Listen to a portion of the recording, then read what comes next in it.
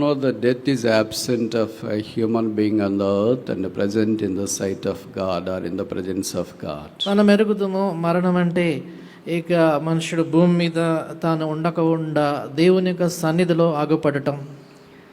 The Bible has a number of instances of the believers who departed from this world in relation to the call of the Lord.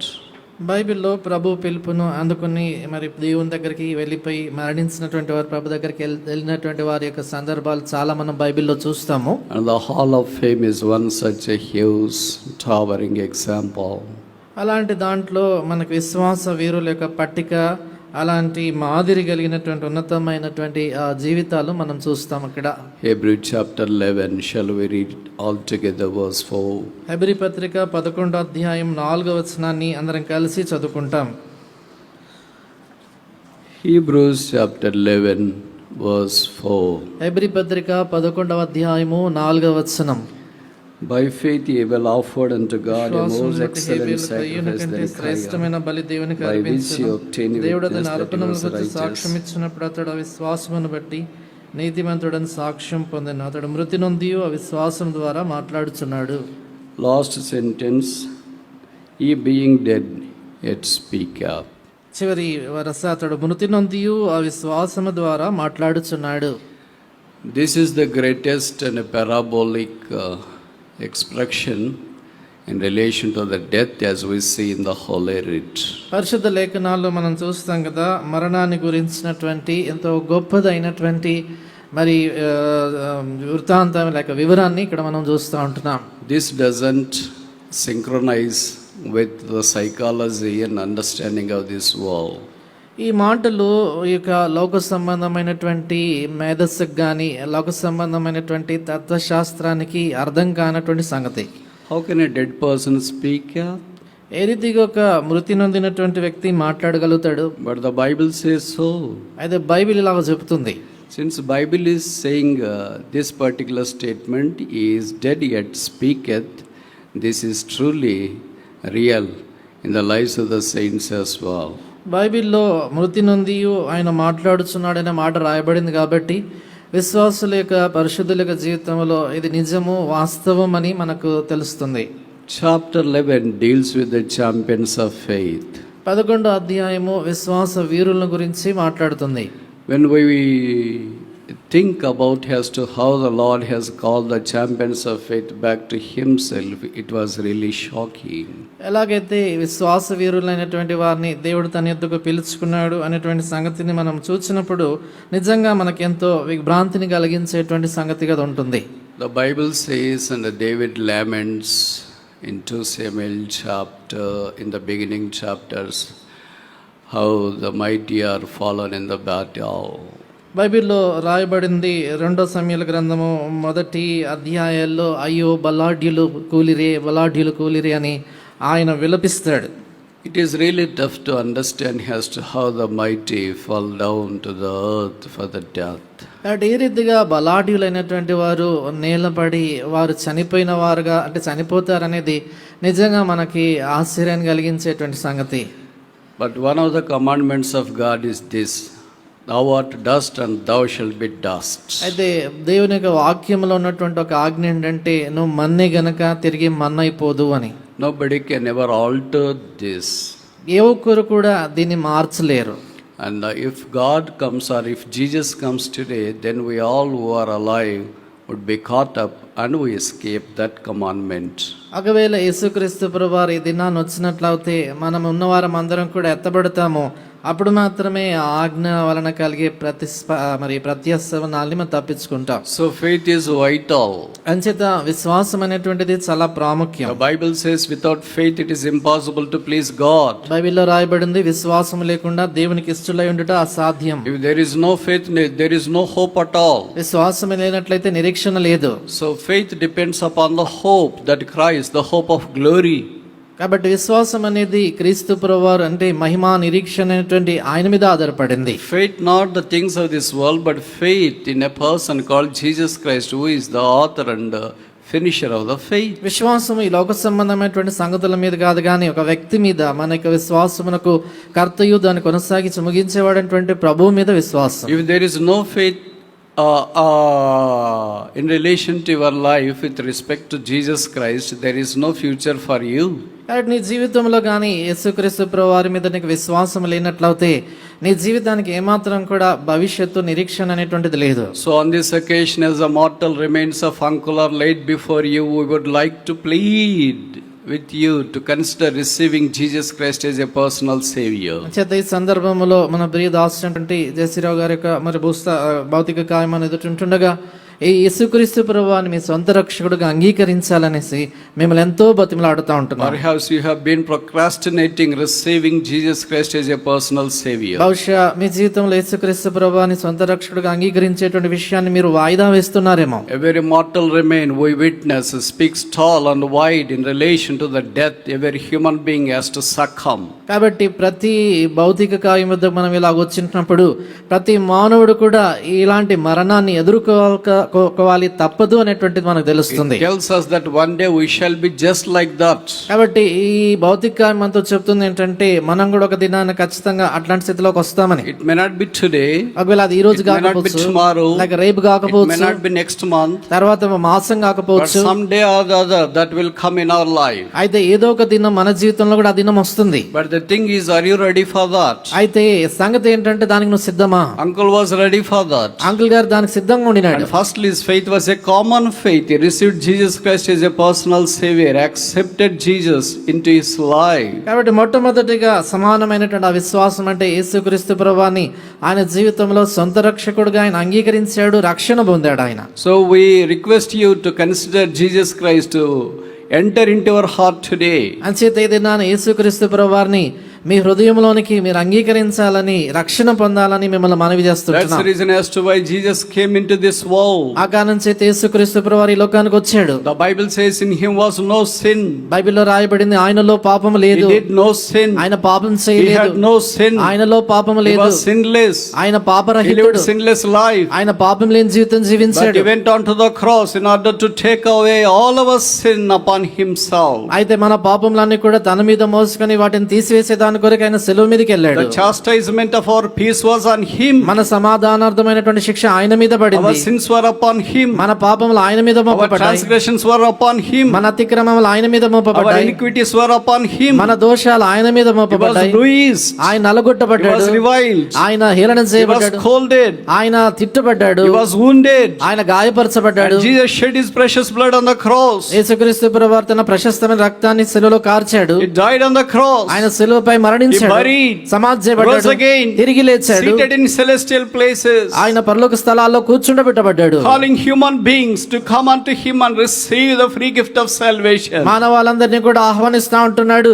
ఈ యొక్క ఉచితమైనటువంటి రక్షణ వరాన్ని మీరు వచ్చి పొందుమని By ఆహ్వానిస్తున్నాడు. faith you can receive Jesus Christ today. ఇది నాని విశ్వాసము ద్వారా యేసుక్రీస్తు ప్రభువాన్ని హృదయంలో చేర్చుకోవచ్చు. Do not procrastinate receiving Jesus Christ. యేసుక్రీస్తు ప్రభువాన్ని అంగీకరించేటువంటి తీర్మానాన్ని ఏమాత్రం వాయిదా The వేయొద్దు. Bible says Jesus the savior of the world. బైబిల్లో రాయబడింది యేసుక్రీస్తు ప్రభువారు లోక రక్షకుడని. No matter who you were, బహుశా నువ్వు how ఎవరైనా, rich you were, నువ్వు how ఎలాగున్నా, cultured you were, ఎంత how సంస్కృతి educated you ఎంత were, చదువున్నా, how smart you were, ఎంత తెలివి how ఉన్నా, great you were, ఎంత గొప్పవాడవైనా, how beautiful or handsome you are. ఎంత అందము సౌందర్యం నీకున్నా, But Jesus is mandatory for your life. అయితే యేసు ప్రభువారు నీ జీవితంలో ఉండడం తప్పనిసరి. If that is not there, ఒకవేళ ఆయనే లేనట్లయితే the Bible says your future is bleak. బైబిల్లో రాయబడింది నీ యొక్క భవిష్యత్తు అంధకారమయం. You may have lot of future in relation to this present world, బహుశా ఈ ప్రస్తుత లోకానికి సంబంధించి నీకు చాలా భవిష్యత్తు ఉండొచ్చు, but there is no future world beyond after death.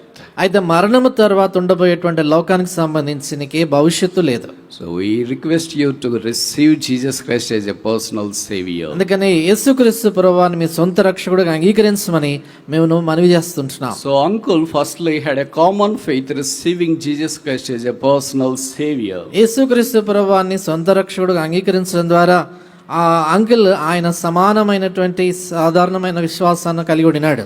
And in Hebrew chapter 11, we also see the courageous faith. అది హెబ్రీ పత్రిక 11వ అధ్యాయంలో మనం చూస్తాం కదా, ధైర్యంతో కూడినటువంటి విశ్వాసము. There were so many believers, heroes of faith in this hall of fame. We have challenged who were courageous in relation to their walk with God. Hebrew పత్రిక 11వ అధ్యాయంలో విశ్వాస వీరుల జీవితాల్లో వారి యొక్క విశ్వాస నడక విషయంలో వారు చేసిన కార్యాల్లో ఎంతో ధైర్యాన్ని చూపించిన వారు ఉన్నారు. So uncle had set a model for all of us to follow, how courageously he followed the Lord no matter what the situation was. కాబట్టి అంకుల్ మనకు ఒక మాదిరిగా ఉంచి వెళ్ళాడు. ఏంటంటే మన అందరి నిమిత్తమై పరిస్థితులు ఏ రీతిగా ఉన్నప్పటికీ కూడా ధైర్యంతో ఏ రీతిగా దేవుని ప్రభుని వెంబడించాలనేది. And he used to speak the word of God or unleash the word of God with all this courage. ఆయన దేవుని యొక్క వాక్యాన్ని మాట్లాడినప్పుడుగా అందించినప్పుడు ఎంతో ధైర్యంతో తను చెప్పేవాడు. He is unparalleled to himself. ఆయన తను చూచిన ఆయన విషయంలో ఏ పోలిక ఆయన లాంటి పోలిక లేనటువంటి వాడు. He is altogether different speaker. ఆయన సంపూర్ణంగా వేరైనటువంటి మరి వర్తమానికుడు. He ministered right from Hebron to all the way to America, cutting across several continents. ఆయన హెబ్రోన్ నుంచి అనేకమైనటువంటి సముద్రాలు దాటి ఖండాలు దాటి అమెరికా దేశం వైపు కూడా ఆయన తన పరిచయం చేశాడు. And it is so glad to know that he himself had a lost breath when he was in the ministry in Vizag. కాబట్టి ఆయన తానే మరి వైజాగ్లో పరిచర్య ఉంటుండగా తన చివరి శ్వాస విడిచాడనటము నిజంగా ఎంతో మరి సంతోషకరమైనటువంటి సంగతి అది. It was a rare privilege to be just like that. ఆ రీతిగా నిజంగా జరగటం అనేటువంటిది అలా ఉండటం నిజంగా అరుదైనటువంటి ఆధిక్యతది. We ministers usually covet, and that's our last desire too. కాబట్టి పరిచారకులైనటువంటి వాక్యం మేము కూడా అదే మేము కోరుతా ఉంటాం. అలాగే చివరి ఆశ మాది కూడా. We wish that our last breath should be taken when we are in the house of the Lord ministering unto his people. దేవుని ప్రజలకు పరిచర్య చేస్తూ దేవుని ఇంటిలో ఉన్నప్పుడు చివరి శ్వాస విడవాలనేది మా యొక్క ఆశ కూడా. But Jesus may not comply the requests of all the ministers, but he will comply the request of only few, and he is one among them. అయితే అందరూ వాక్య పరిచారకులు బోధకుల యొక్క మనవి ప్రభు ఆయన అంగీకరించకపోవచ్చు, కానీ కొందరి యొక్క మనవి అలాగ అంగీకరిస్తాడు. అలాంటి వారిలో మరి దైవజనుడు ఒకరు. And as uncle was promoted to the glory, uncle అయిన మహిమలోనికి పిలువబడి ఉంటుండగా I was talking to the responsible brethren there in Vizag. Vizag లో ఉన్నటువంటి బాధ్యత కలిగిన సహోదరులతో నేను మాట్లాడుతూ And ఉండినాను. also the doctors who attended upon uncle. దాని తర్వాత అంకుల్ గారిని ఎవరైతే చూసుకున్నటువంటి ఆ యొక్క డాక్టర్స్ తో కూడా మాట్లాడాను. They were sharing that uncle had a full beaming of joy, and he was talking very normally until the last breath. కాబట్టి వాళ్ళు ఏం చెప్పారంటే అంకుల్ ఆయన చాలా చిరునవ్వుతో సంతోషంతో ఉండినాడు, చివరి శ్వాస విడిచేంత వరకు కూడా ఆయన ఎంతో ఆనందంగా ఉన్నాడు అని చెప్పారు. His face was shiny. ఆయన ముఖం He ప్రకాశిస్తా ఉంది. prepared himself for the Lord's call. ఆయన ప్రభు పిలుపు కొరకై తను సిద్ధపరచుకున్నాడు. For him it was not sudden, but for us it was. ఇది ఆయనకి ఏమాత్రం అకస్మాత్తుగా జరిగింది కాదు, మనకు అకస్మాత్తుగా జరిగినట్లు అనిపిస్తుంది. But he had been in the track of Jesus Christ, preparing himself to see his Lord face to face, who laid down his life for all of us. కాబట్టి ఆయన ప్రభు యొక్క మార్గంలో వెళ్తూ మన నిమిత్తమే తన ప్రాణం నర్పించినటువంటి ప్రభున రక్షకుడైన యేసుక్రీస్తు ప్రభుని చూడడానికి కొరకై తను సిద్ధపరచుకుంటానే వస్తా ఉన్నాడు ఆయన. It is unspeakable joy to be found in the celestial abode with Jesus Christ, who laid down his life for us. మన నిమిత్తమే తన ప్రాణం పెట్టినటువంటి యేసుక్రీస్తు ప్రభువారికి ఆ సన్నిధిలో పరలోక స్థలాల్లో కనబడటము ఎంతో చెప్పనశక్యమైన మహిమాయుక్తమైన సంతోషం. So he unleashed his courageous faith in Christ on daily basis. అనుదినము కూడా క్రీస్తులో తనకున్నటువంటి ధైర్యముతో కూడిన విశ్వాసాన్ని ఆయన కనబరిచి చూపించాడు. Usually he complies with the request if he is free and able to move around with his if health permits. All the requests even from the small assemblies. ఆయన ఒకవేళ ఆరోగ్యం ఆయనకి అనుమతించినట్లు అవుతే ఆయనకు వచ్చినటువంటి మనవులు ఒకవేళ చాలా చిన్న సమాజాలు అయినప్పుడు కూడా ఆయన మరి అంగీకరించేవాడు.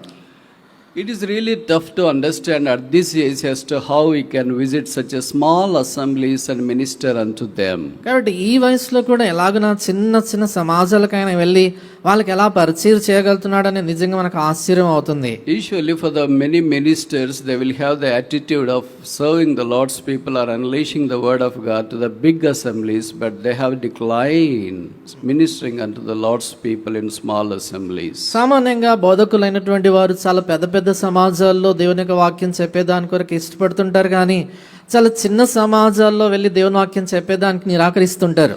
I had a association with uncle and I asked this question once I met him. నేను అంకుల్ గారితో సహవాసం కలిగి ఉండినాను. ఒక సందర్భంలో ఆయన కలిసినప్పుడు నేను ఈ ప్రశ్న అడిగాను. అంకుల్, మీరు చెప్పేది ఆ గ్రామాల వాళ్ళకి అర్థమవుతుందా, మీరు అక్కడ దాకా వెళ్ళారు అని. నేను అన్నాను, అంకుల్ మీరు అంత దూరం వెళ్ళారు కదా, మరి ఆ పల్లెల్లో గ్రామాల్లో ఉన్నటువంటి వారికి మీరు చెప్పేది అర్థమవుతుందా అని అన్నాను. ఇప్పుడు ఆయన ఏమన్నాడంటే, then do you know what did he say? అప్పుడు ఆయన ఏమన్నారు తెలుసా? వాళ్ళకి అర్థమయ్యేటట్టు చెప్తానయ్యా, అందుకని అక్కడ దాకా వెళ్తాను అన్నాడు. వాళ్ళకి అర్థమయ్యేటట్టు చెప్తానని చెప్పారు ఆయన.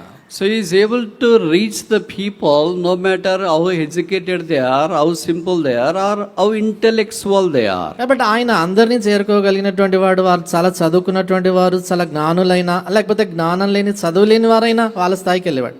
He was able to minister unto simple, even up to the intellectual people. చూడండి, ఆయన సామాన్యమైనటువంటి ప్రజల నుంచి అత్యంత జ్ఞానం కలిగినటువంటి ప్రజలకు కూడా వాక్యం చెప్పగలిగిన వాడు. And thirdly, in Hebrews chapter 11, we see the consistent faith.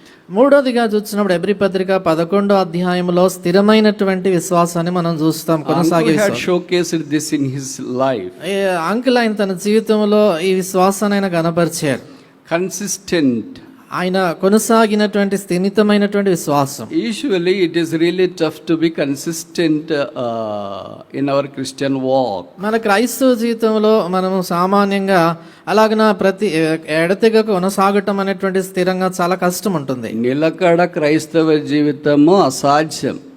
కాబట్టి నిలకడ క్రైస్తవ జీవితం అసాధ్యం. We all the time to be volatile. మనం ఎల్లప్పుడూ కూడా మరి చంచలంగా ఉంటాం. We swing this side and that side. మనం అటు ఇటు ఊగిసలాడుతుంటాం. When things are very positive and our joy knew no bounds. మన పరిస్థితులన్నీ కూడా అనుకూలంగా ఉంటే మన ఆనందానికి హద్దులు ఉండవు. When things are going the way we are not expecting, then we get discouraged. అయితే పరిస్థితులు మనం అనుకున్నటువంటి విధానం జరిగినప్పుడు చాలా కురింగిపోతుంటాం. I myself used to taken back when I hear that uncle is moving very frequently, almost all the weekends, especially at this age. ప్రత్యేకంగా ఈ వయసులో కూడా అంకుల్ గారు అయినాక ఈ వారాంతాల్లో చాలా ప్రాంతాలకు వెళ్ళి పరిచయం చేస్తూ ఉంటున్నాడు ఈ దినాల్లో అని విన్నప్పుడు నాకే చాలా ఆశ్చర్యం అనిపించింది.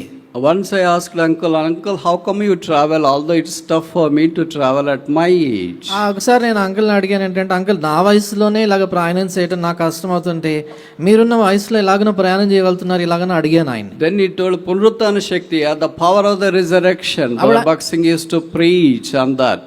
ఆయన చెప్పారు ఏంటంటే పునరుద్ధాన శక్తి అయ్యా, భక్సింగ్ గారు దీని గురించి చెప్పేవారు అని బోధించారు. He also exercised his co-workers to experience the power of the resurrection on daily basis. తర్వాత ఆయన జత పని వారు కూడా వారి అనుదిన జీవితాల్లో పునరుద్ధాన శక్తిని వారి జీవితాలు అన్వయించుకోవాలనేసి ఆయన చెప్పేవాడు అన్నారు. Uncle traveled for about 8 decades. కాబట్టి అంకుల్ గారు దాదాపుగా 88 దశాబ్దాలుగా ఆయన ఉన్నారు. So in this life's pilgrimage there were so many tempests, trials and tribulations. It was never been a cakewalk. కాబట్టి ఆయనకి ఈ యొక్క జీవిత పరిధంతట్లో కూడా అనేకమైనటువంటి తుఫాన్లు, కష్టాలు, శోధనలు, శ్రమలు వచ్చాయి. అంత సాఫీగా సాగలేదు అది. But still his faith was so consistent, nothing could waver his faith. అయినప్పటికీ కూడా ఆయనకు విశ్వాసం ఎంతో స్థిమితంగా నిలకడగా ఉండింది. ఏది కూడా ఆయన విశ్వాసాన్ని కదిలించకపోయింది. And you all know that he is also multi-talented. మీ అందరికీ తెలుసు కదా, ఆయన చాలా తలాంతులు కలిగినటువంటి వాడు. He can write, he can sing, he can play the harmonium and do almost all sorts of the things that are needed for the ministry. ఆయన పాటలు రాయగలడు, పాటలు మరి కట్టగలడు, పాడగలడు, హార్మోనియం వేయగలడు, పరిచయకు సంబంధించినటువంటివన్నీ కూడా ఆయన చేయగలడు. Out of his consistent Christian walk, a beautiful and a tremendous popular viral song came into the Christendom. కాబట్టి ఆయన నిలకడగా ప్రభుతో కొనసాగుతున్నటువంటి ఆయన విశ్వాస జీవితంలో దాంట్లో నుంచి వచ్చినటువంటి చాలా ప్రఖ్యాతిగాంచినటువంటి అందరికీ కూడా తెలిసినటువంటి ఒక పాట పుట్టుకొచ్చింది. హల్లెలూయా పాడేదా ప్రభు నిన్ను కొనియాడేదా. అది హల్లెలూయా పాడేదా ప్రభు నిన్ను కొనియాడేదా. Wherever I go, usually we believers sing that song at least once in a special meetings. నేను ఎక్కడికి వెళ్ళినప్పుడు కూడా సామాన్యంగా విశ్వాసులు ప్రత్యేక కూడికలో ఈ పాట ఖచ్చితంగా ఒకసారి పాడతారు. I usually visit USA, UK and other parts of the world including Middle East, but this song will be always sung in the assemblies. నేను మా సాధారణంగా యుఎస్ఏ కానీ తర్వాత యూకే అలాగే మధ్య గల్ఫ్ ప్రాంతాలకి పరిచయకి వెళ్తా ఉన్నప్పుడు ఈ పాట వారు తప్పనిసరిగా పాడుతూ ఉంటారు. At least in the worship, somebody will lift up their voice and sing this song. ఆరాధనలన్నా ఎవరైనా కూడా ఈ పాటలో ఒక చరణాన్ని ఎత్తి వారు పాడుతుంటారు. It's a moving song in a Christendom. అది క్రైస్తవ్యములో ఎంత హృదయాన్ని హత్తుకునేటువంటి పాట. It is not that a poet has given life for that song, కాబట్టి ఒక కవి ఆ యొక్క పాటకి ఏదో ప్రాణం పోసేయడం కాదు, but it is the Holy Spirit who has wrought life through his life. అయితే పరిశుద్ధాత్ముడే ఆయన జీవితం ద్వారా ఆ పాటలోనికి ఆ జీవాన్ని తీసుకొచ్చారు. That's how the Lord has used his servant here and there for his glory. ఆ రీతిగా ప్రభు తన యొక్క దాసుని ఆయా ప్రాంతాల్లో తన యొక్క మహిమార్థమైన వాడుకుంటూ వచ్చారు. And fourthly, we see in Hebrews chapter 11, we have a challenging faith mentioned here. నాలుగోదిగా చూస్తున్నప్పుడు హెబ్రీ పత్రిక 11వ అధ్యాయములో సవాలు విసిరే విశ్వాసాన్ని మనం చూస్తాం. Many have done this. అనేకులు ఇలాగ చేశారు. That includes Daniel, Joshua, Moses, and we cannot catalog them owing to the paucity of time. అలాగే మనం చూసినప్పుడు దానియేలు గాని యోషువ, మోషే ఇంకిలాంటి వారు సమయ హద్దుబాటును బట్టి మనం చూడలేము, అనేక మంది అలాగనే ఉన్నారు. So this is mandatory for us when there are challenges for our faith. కాబట్టి ఇది మనకి ఎంతో తప్పనిసరి అయినటువంటి సంగతి. మన విశ్వాసానికి సవాళ్ళు ఎప్పుడైతే ఎదురవుతాయో But we should be always stick on to the faith which we have really anchored in Christ. మనము ఏ విశ్వాసం అయితే క్రీస్తులో లంగరు వేసుకున్నామో ఆ విశ్వాసంలో మనము అలాగే ఉండడం అనేటువంటిది చాలా మనకు అవసరమైన సంగతి. So elderly people in the Lord's ministry who have gone before us are setting these things as example for us to follow. కాబట్టి మన ఎదుట మరి ఎవరైతే పెద్దలైనటువంటి వారు పరిచర్యలో ముందుకు వెళ్ళారో వీటిని మనం వెంబడించే దాని కొరకు ఒక మాదిరిగా ఉంచి వారు వెళ్ళారు. What a joy it is to see that they have started the ministry in the Christ and ending their ministry in Christ in the midst of his people. కాబట్టి వారు క్రీస్తులో తమ యొక్క పరిచర్య ఆరంభించినటువంటి వారు క్రీస్తులోనే వారి జీవితాన్ని ముగించారు దేవుని ప్రజల మధ్యలో అని చూసినప్పుడు నిజంగా ఎంతో సంతోషం కలిగిస్తుంది. In all the challenges of their life, Christ has been a great victor unto them. వారి యొక్క జీవిత సవాళ్ళన్నిట్లో కూడా వారి జీవితాల్లో క్రీస్తు ప్రభువు వారు ఎంతో గొప్ప జయశాలిగా వారికి ఉంటా వచ్చారు. Sometimes he doesn't compromise with other things as well, especially in relation to the ministry. కానీ ఆయన కొన్ని పర్యాయాలు పరిచర్యకు సంబంధించి ప్రత్యేకంగా ఏ మాత్రం కూడా రాజీ పడడు ఆయన. If he is on the dais, it's very tough for the people who are on the dais sharing with. ఆయన కానీ వేదిక మీద ఉన్నాడంటే వేదిక పంచుకునేటువంటి మిగతా వారికి చాలా కష్టం.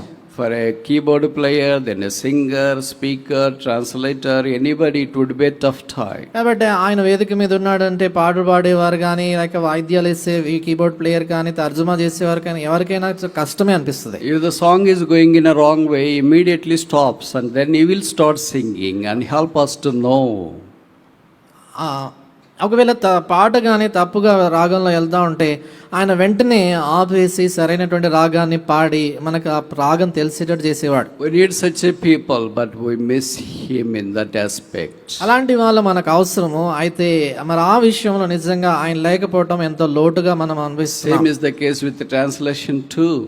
అదే రీతిగా తర్జుమా విషయంలో కూడా Usually the speaker would overlook the wrong words used by a translator because he doesn't like to interrupt the flow of the translator. సామాన్యంగా వాక్యం చెప్పేటువంటి వారు పాపం తర్జుమా చేసేటువంటి వారిని ఇబ్బంది పెట్టకుండా వర్తమానం అలా కొనసాగేదాని కొరకే మధ్యలో తప్పులు వచ్చినా కూడా ఏమొచ్చినా వారిని ఆపరు.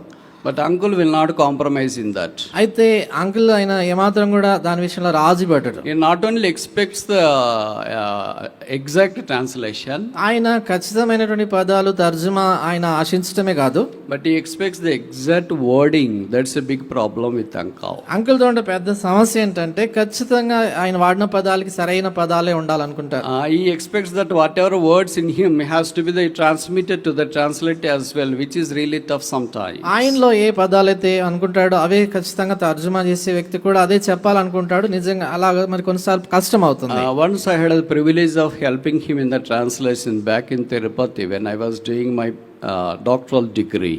నేను నా యొక్క డాక్టరల్ డిగ్రీ చేస్తూ ఉంటున్నాడు. ఒకసారి తిరుపతిలో మరి అంకుల్ గారికి తర్జుమా చేసేటువంటి ఒక అవకాశం నాకు దొరికింది. I am asked to help all the 3 days meeting in translation to uncle. Uncle కి తర్జుమా చేయడానికి కొరకే 3 దినాల యొక్క కూడికల్లో సహాయపడమని నాకు చెప్పారు. Then I was not familiar with the scriptures as we do nowadays. మరి ఈ దినాల్లో నాకు లేఖనాలు ఎలాగ పరిచయమో అలాగ నా దినాల్లో అంత పరిచయం వాక్యం అంతగా నాకు తెలియదు. And the wording was also not much familiar to me. తర్వాత పదాలు కూడా అంతగా నాకు తెలిసినటువంటివి కాదు. Standing with such a spiritual giant and helping in the translation, especially in assembly like Tirupati, which we see lot of educated cream. కాబట్టి uncle పక్క నిలబడి తర్జుమా చేయటం, అది కూడా తిరుపతి లాంటి ప్రత్యేకమైన స్థలము, ఎక్కువగా అక్కడ చదువుకునే విద్యార్థులు, చదువుకున్నటువంటి వారు ఎక్కువగా ఉండేటువంటి ఆ స్థలం. Then once in the message he used, I was there in the 5-star hotel, he said. మరి ఆ వర్తమానంలో ఆయన అంటూ అన్నారు, నేను ఒకసారి 5-స్టార్ హోటల్లో ఉన్నాను అని చెప్పారు. Then I translated saying that 5 nakshatraal hotel uncle ఉన్నాడంట. నేను అన్నాను కదా 5 నక్షత్రాల హోటల్లో అంకుల్ ఉన్నారు అని అన్నాను. As I said you earlier that he will not compromise. నేను ముందు చెప్పినట్లుగా ఆయన ఏమాత్రం రాజీ పడు. ఏమయ్యా నక్షత్రాల హోటల్ అని చెప్తుండవు అన్నాడు. ఏమయ్యా నక్షత్రాల హోటల్ అని చెప్పి, ఇంకా వేరే పదం నాకేం రాదు, అదే వచ్చేది ఎక్కువ. దెన్ ఈ టోల్డ్ జస్ట్ సే పెద్ద హోటల్లో ఉన్నాడు అని చెప్పు, అది సింపుల్గా అర్థమవుతుంది కదా అన్నాడు. చెప్పేటప్పుడు ఏంటంటే పెద్ద హోటల్లో ఉండమని చెప్పు అని చెప్పాడు. So even for a small things which are really tough to get at especially when the message is going on, but still he stops and wants that the right word to be put to the people. కాబట్టి అవి కష్టమైనటువంటి పదాలు అయినప్పుడు కూడా వర్తమానం అలా చెప్తా ఉంటున్నప్పుడు ఆయన ఆపి సరైనటువంటి పదాన్ని ఆయన చెప్పి వాడేమని చెప్పేవారు. So his life has been challenging. కాబట్టి ఆయన జీవితం నిజంగా ఎంతో సవాలుతో కూడింది. But he not only just corrects like that and leaves us like that. ఆయన అలాగన సరి చేసి అట్లా విడిచిపెట్టాడు. But after the meeting he will specially call the translator because he knows the translator was annoyed before the assembly.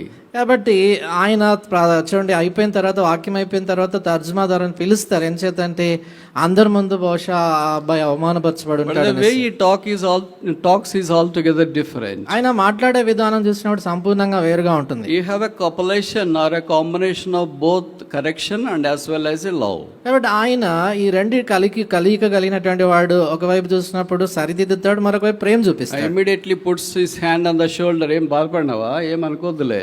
ఆయన వెంటనే భుజం మీద చేసి బాధపడ్డావా, ఏమనుకోవద్దు అంటాడు.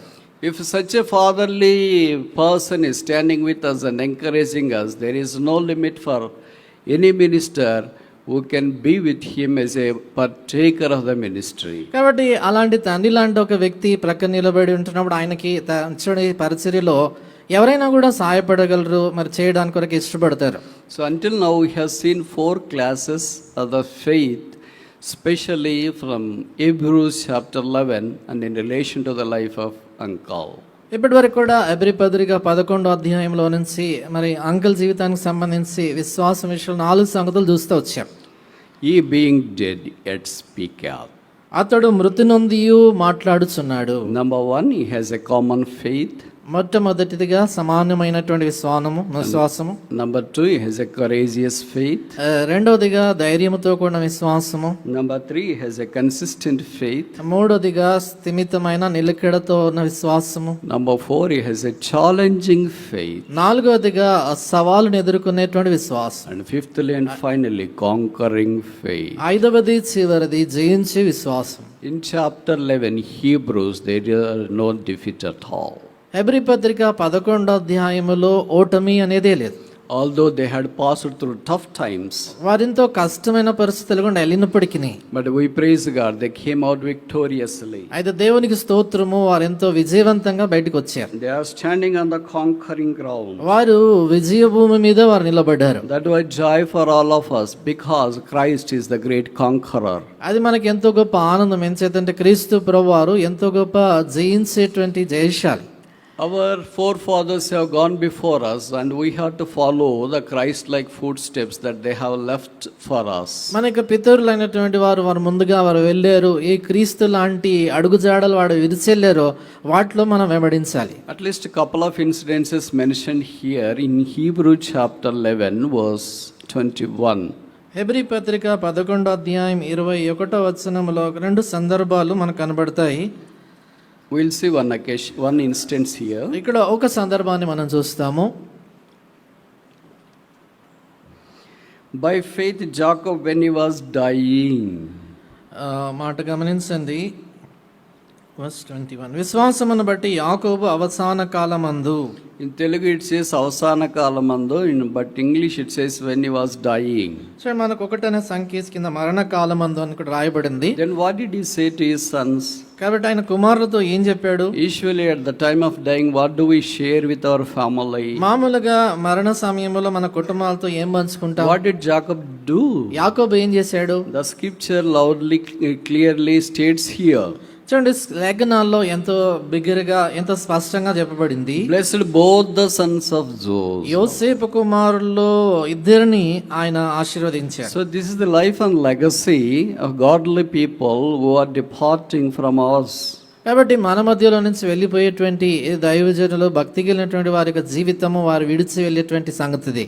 They blesses the people that are around them. వారి చుట్టూ ఉన్నటువంటి ప్రజలను వారు దీవించేటువంటి వారు. That is a spiritual blessing. అది ఆత్మ సంబంధమైన When God called Abraham, దేవుడు అబ్రహాంని పిలిచారు, He gave twofold blessing to him. ఆయనకి రెండంతల ఆశీర్వాదం ఇచ్చాడు. As the coin has both sides, both valid, the blessing has both sides, both valid. ఏ రీతిగా ఒక నాణము రెండు వైపులా కూడా విలువ కలిగి ఉంటుందో అదే రీతిగా ఆయన ఆశీర్వాదానికి కూడా రెండు వైపుల విలువ ఉంది. On one side we are receiving the personal blessing, ఒకవైపు ఏమో ఆశీర్వాదాన్ని ఇచ్చి ఆశీర్వదించే వ్యక్తిని మనం పొందుతాం. and secondly we have to be a blessing for others too. రెండోదిగా చూసినప్పుడు మనం ఇతరులకు ఆశీర్వాదంగా ఉంటాం. So here we see that Jacob not only was blessed by God, ఇక్కడ మనం చూస్తాం ఏంటంటే యాకోబు దేవుని చేత ఆశీర్వదించబడమే కాదు, but he was blessing his sons too. అయితే తన కుమారులను కూడా ఆయన దీవించాడు. That's the greatest joy for a believer when he leaves this world. ఈ లోకాన్ని విడిచి వెళ్ళినప్పుడు ఒక విశ్వాసికి అది అన్నిటికంటే గొప్ప ఆనందం. And secondly, రెండోది Hebrews chapter 11 హెబ్రీ పత్రిక 11 verse 22. 22. By faith Joseph, when he died, made mention of the departing of the children of Israel. యోసేపు తనకు అవసాన కాలం సమీపించినప్పుడు విశ్వాసమును బట్టి ఇశ్రాయేలు కుమారుల నిర్గమమును గూర్చి ప్రశంసించి. So these two incidences, when Jacob died, he blessed his two sons. ఈ రెండు సందర్భాలు యాకోబు తను మరణించినప్పుడు తన కుమారులను దీవించాడు. And then Joseph, when he died, he was mentioning the departure of the children of Israel. తర్వాత యోసేపు తాను చనిపోయేదానికి మునుపుగా తన ఇశ్రాయేలు కుమారుల యొక్క నిర్గమాన్ని గురించి చెప్పాడు. This was a great exodus, historical exodus. కాబట్టి ఇది ఎంతో గొప్ప నిర్గమము, చారిత్రాత్మకమైన నిర్గమం. So when we flock around the mortal remains of uncle, these two things usually pop up in our minds. కాబట్టి అంకిల్ గారి యొక్క భౌతిక కాయం ఎదుట మనం నిలబడి ఉంటుండగా ఈ రెండు సంగతులు మన మనసుల్లో మనకి తలంపులు వస్తుంటాయి. They are blessing us in the name of Jesus Christ on one side. ఒకవైపు ఏమో యేసుక్రీస్తు ప్రభువు వారి యొక్క నామమున వారు మనల్ని ఆశీర్వదిస్తున్నారు. And secondly, they are also making a mention of the exodus that is to be executed by the believers. రెండోదిగా విశ్వాసుల్లో జరిగేటువంటి నిర్గమమును గురించి కూడా వారు ప్రకటిస్తున్నారు. Which means we must involve in bringing forth the people into the saving knowledge of Jesus Christ. దాని అర్థం ఏంటంటే మనము ప్రజలను యేసుక్రీస్తు ప్రభువు వారి యొక్క రక్షణ జ్ఞానంలోనికి నడిపించాలి. So this is a challenge and the life and legacy of uncle. Let's set a model for us to follow. కాబట్టి ఇది ఒక సవాలు. అంకుల్ మన ఎదుట ఉంచినటువంటి జీవిత మాదిరి మనం వెంబడించే దాని కొరకు ఆయన విడిచిపెట్టి వెళ్ళాడు. So the Bible says he died yet he speaketh. బైబిల్లో రాయబడింది అతడు మృతి నొందియు మాట్లాడుచున్నాడు. So as we miss uncle, మనం అంకుల్ లేని లోటు అనుభవిస్తుండగా still his life and legacy speaks to us taller and louder. అయినప్పుడు కూడా ఆయన యొక్క జీవితము, ఆయన విడిచెట్టిన మాదిరి ఎంతో గొప్పదిగా ఉన్నతమైన విధానంలో మనతో మాట్లాడుతుంది. It may not be exaggeration if I say this. ఈ మాట నేను చెప్తే ఇది అతిశయోక్తి He కాదనుకుంటాను. spent his time in the Universal Church of Hebron Fellowship than he spent his time with his family. ఆయన తన కుటుంబంతో గడిపిన సమయము కంటే ఎక్కువగా హెబ్రోన్లో ఉన్నటువంటి సార్వత్రిక సంఘ కుటుంబంతోనే ఎక్కువ గడిపాడో నేను అనుకుంటా. And secondly, it may not be again a parable or a exaggeration if I say that he spent his talents in the house of the Lord than spending his talents at his home. రెండోదిగా ఈ మాట కూడా నేను చెప్పినప్పుడు ఇది కూడా అతిశయోక్తి కాదనుకుంటాను. ఆయన తన తలాంతుల వరములు ఇంటిలో వాడిన దానికంటే దేవుని ఇంటిలో, దేవుని మందిరంలో ఎక్కువగా వాడాడు ఆయన. Kindly do not misunderstand me if I make this statement, especially the family members. దయచేసి ఈ మాట చెప్తే అభ్యంతరం అంటే ఏమాత్రం అపార్థం చేసుకోవద్దు, ప్రత్యేకంగా కుటుంబ సభ్యులు. And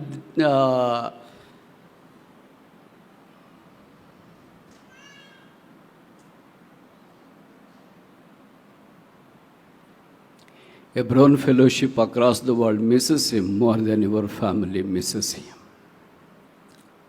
మీ కుటుంబము ఎంతగా అంకుల్ లేరని మీరు మిస్ అవుతున్నారో, సార్వత్రికంగా ఉన్న హెబ్రోన్ కుటుంబం, సంఘ కుటుంబం ఇంకెక్కువగా ఆయన మిస్ అవుతారు. But it pleased the Lord to call him back home. అయితే ఆయన అలాగన ప్రభు ఇంటికి పిలుచుకోవడం ఆయనకి ఇష్టమైంది. His ministry was accomplished totally. ఆయన సంపూర్ణంగా ఆయన పరిచర్య పూర్తి చేశారు. And Jesus might have thought that he needs rest in his presence. యేసు ప్రభువు అనుకుని ఉంటారు ఆయన సన్నిధిలో ఆయనకి విశ్రాంతి అవసరం అనేసి. We miss him and miss him. కాబట్టి ఆయన లేని లోటును మనము ఎంతో అనుభవిస్తున్నాము. నిజంగా ఆయన ఎంతో మనం మిస్ చేస్తాం. He died yet he speaketh. As a speaker, He died yet he speaketh. అతడు మృతి నొందియు మాట్లాడుచున్నాడు. May the Lord enable us to follow life and legacy Uncle has left for us following Christ. క్రీస్తు ప్రభువును వెంబడించే విషయంలో uncle గారు విడిచిపెట్టినటువంటి జీవిత మాదిరిని మనం కూడా వెంబడిస్తాం.